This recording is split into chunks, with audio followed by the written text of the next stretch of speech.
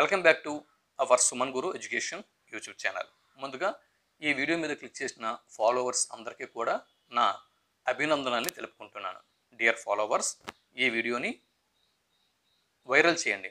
బాగా వైరల్ చేసి ఏపీ ప్రభుత్వానికి చేరే విధంగా వైరల్ చేయండి. ఇది లోకేష్ గారి దగ్గరికి ఈ వీడియో వెళ్ళాలి. అంతగా ఈ వీడియోని వైరల్ చేయండి.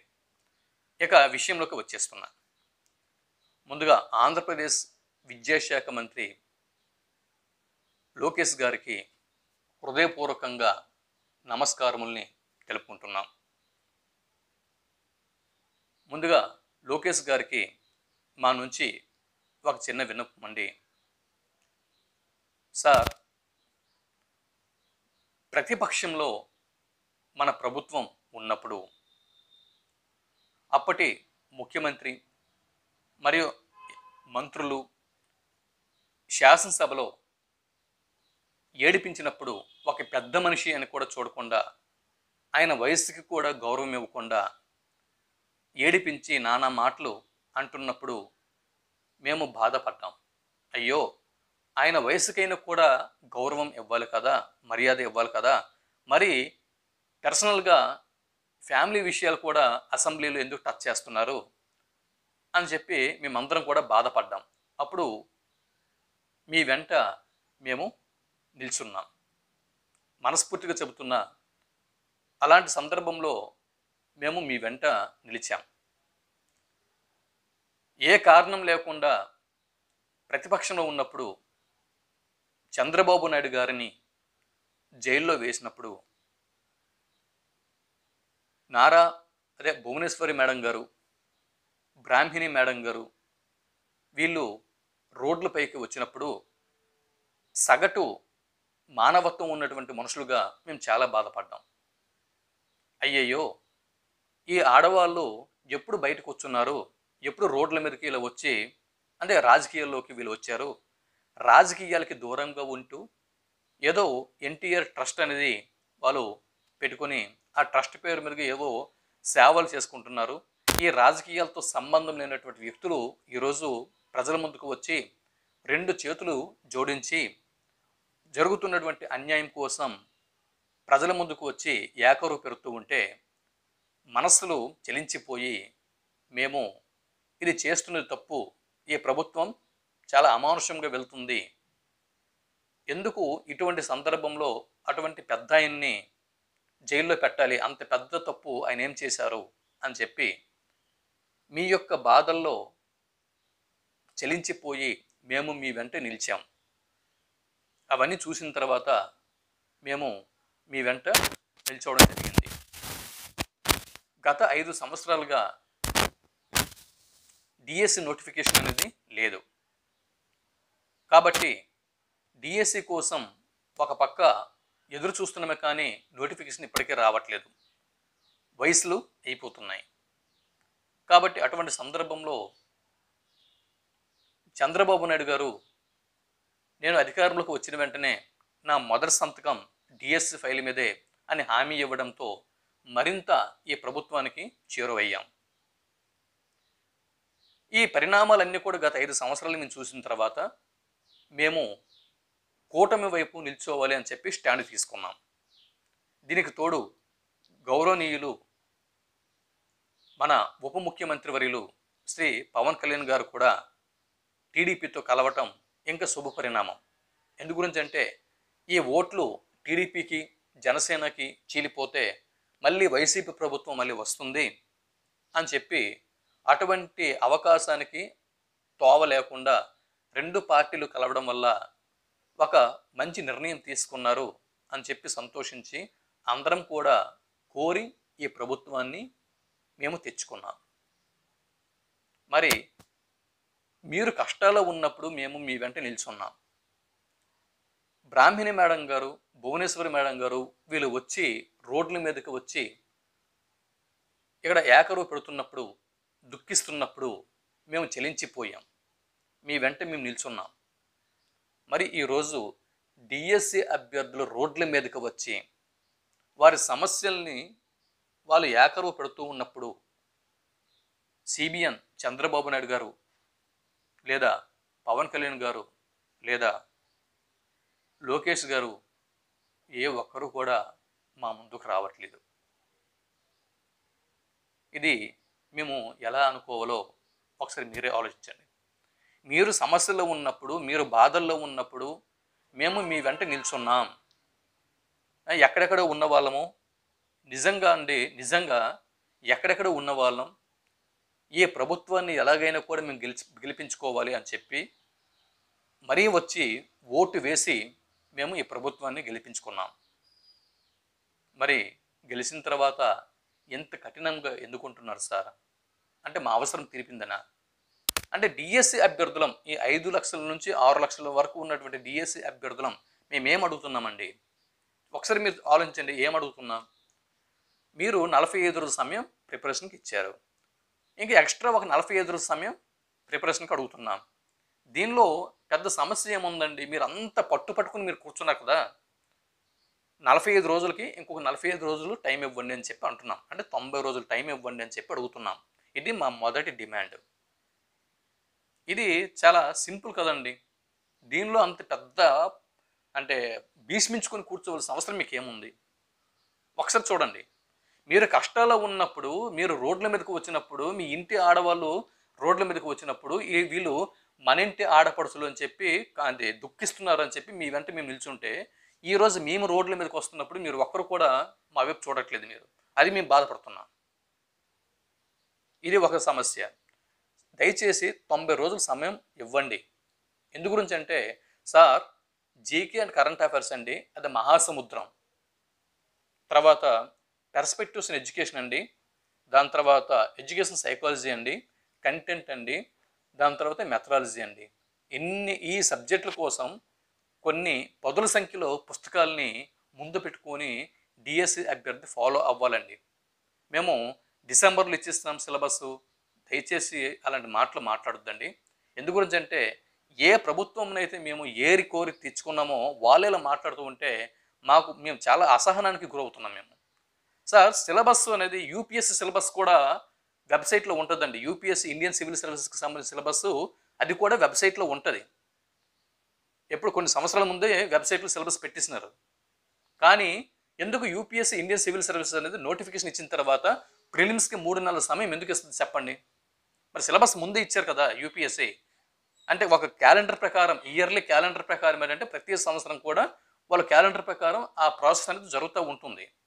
మరి అయినా కూడా సిలబస్ ముందే ఉంది, 45 రోజులు ఎగ్జామ్ రాసి పడేయండి అని చెప్పి యూపీఎస్సీ ఎందుకు అటువంటి నిర్ణయం తీసుకోవట్లేదు?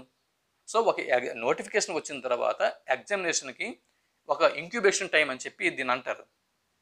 ఈ టైంలో ఏంటంటే ప్రిపరేషన్ కోసం అభ్యర్థులు ఏంటంటే ఈ 5 సంవత్సరాల్లో లేదా 6 సంవత్సరాల్లో లేదా 3 సంవత్సరాల్లో లేదా 2 సంవత్సరాలు వీళ్ళు ఎంతైతే ప్రిపేర్ అయ్యారో సబ్జెక్టు, ఆ సబ్జెక్ట్ని ప్రిపేర్ అవ్వడానికి ఎంత సమయం తీసుకున్న తర్వాత ఆ ప్రిపేర్ అయిన సబ్జెక్టు మళ్ళీ ఒకసారి రీకాల్ చేసుకోవాలి, రివిజన్ చేసుకోవాలి.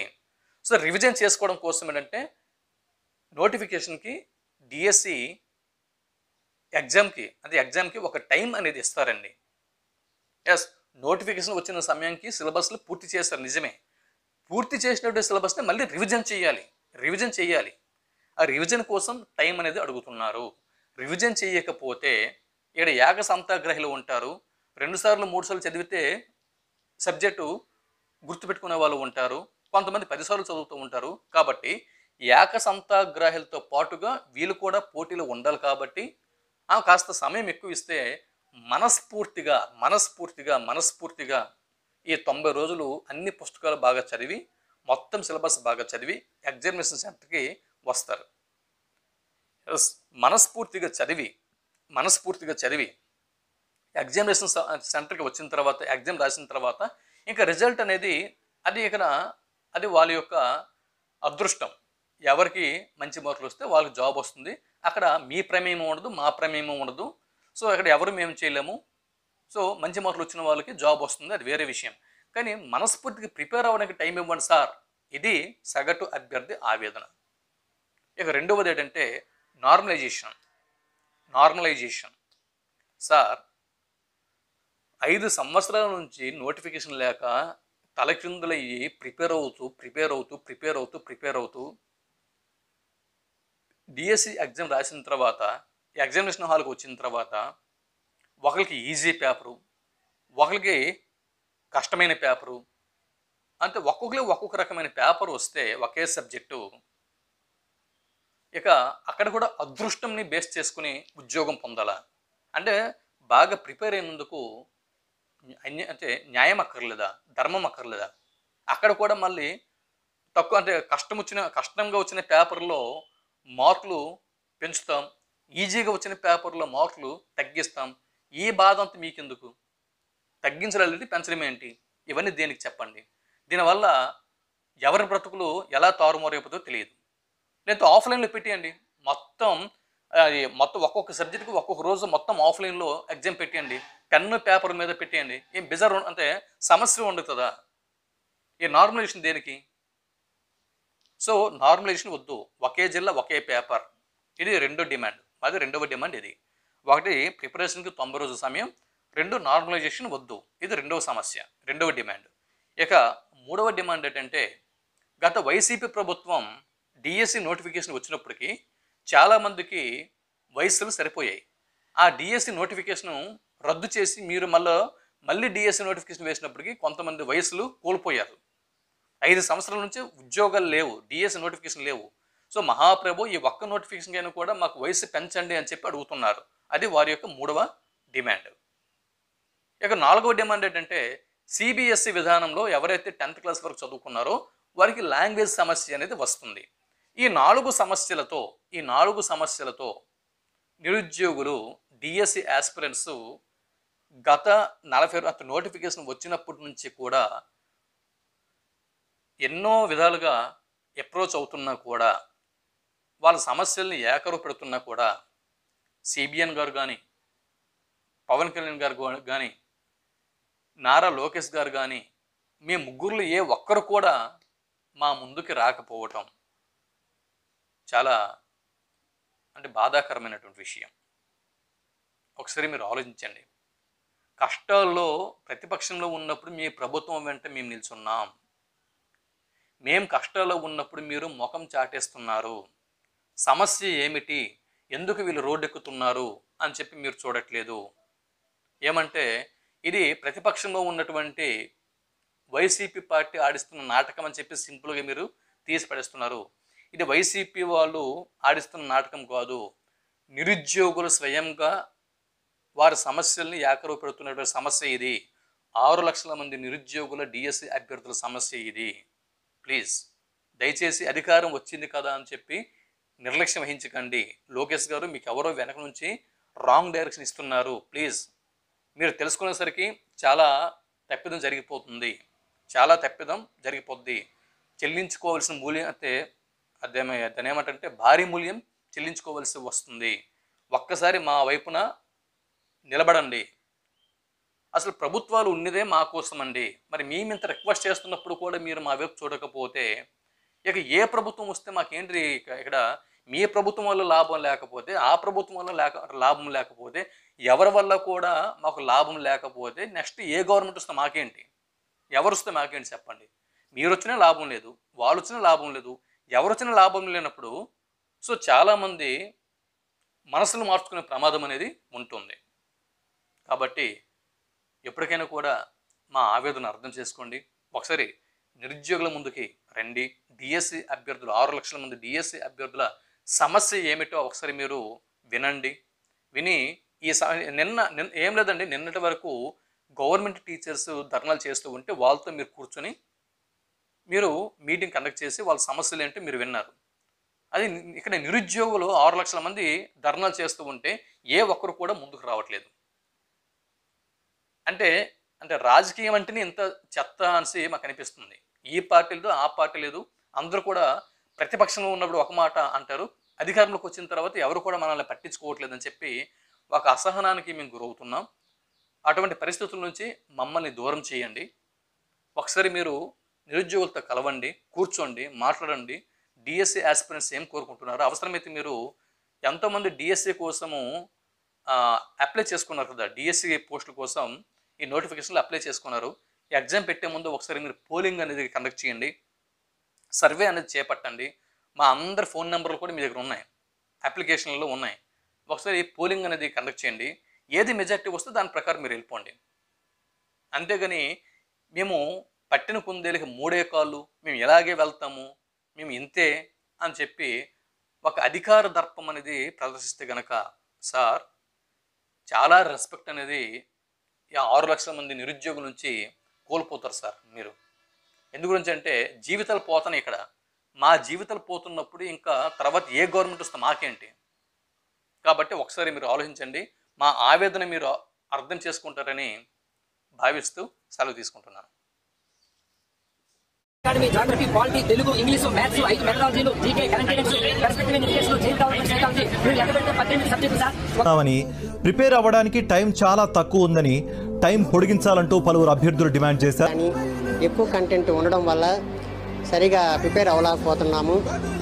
సబ్జెక్ట్కి 5 రోజులు తీసుకున్నా కనీసం 90 రోజులు లేకపోతే రివిజన్ కూడా చేయలేము.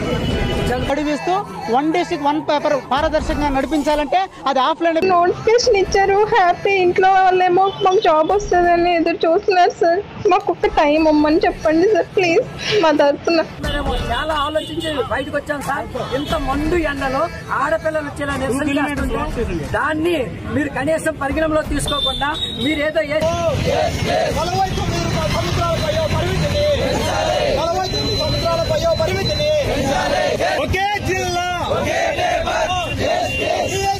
మన డిఎస్సి అఫీషియల్ వెబ్సైట్ లో మీరు ఒక పోల్ పెట్టండి, దయచేసి ఈ పనన్నా చేయండి. క్యాండిడేట్ ఐడి ద్వారా వెబ్సైట్ లో 45 రోజుల సమయం కావాలా వద్దా అనే అంశానికి సంబంధించి మన నిరుద్యోగులు చచ్చిపోవాలి బతుకున్నారు కూడా అర్థం కావట్లేదు. ఇచ్చే సంతోషమే కానీ మానసిక వేదనకు గురవుతున్నారు. ఇక్కడ 2011 పూర్వము కనీస అర్హతతో కూడా డిఈడి బిఈడి ట్రైనింగ్ చేయించుకున్నారు. ఇటువంటి వికలాంగులు కానీ మేము కొంతమంది మేధావులు మాట్లాడుతున్నారు, గత సంవత్సరం అయింది మేము నోటిఫికేషన్ ఇస్తామంటే విద్యార్థులు ఏం చేశారని. అందరూ ఖాళీగా ఉండరు, కుటుంబ బాధ్యతలు తీసుకొని కార్పొరేట్ స్కూల్లోనూ మరొక వ్యవహారంలోనూ పనిచేసుకుంటారు. నోటిఫికేషన్ వచ్చిన తర్వాత సెలవు పెట్టుకొని చదువుతారు సార్. ఇచ్చిన నోటిఫికేషన్ లో కూడా అనేక నిబంధనలు పెట్టడంతో లక్షల మంది అనర్హులుగా మిగులుతారని ఆవేదన వ్యక్తం చేశారు. డివైఎఫ్ఐ ఆధ్వర్యంలో విజయవాడలో ఆందోళన చేపట్టారు.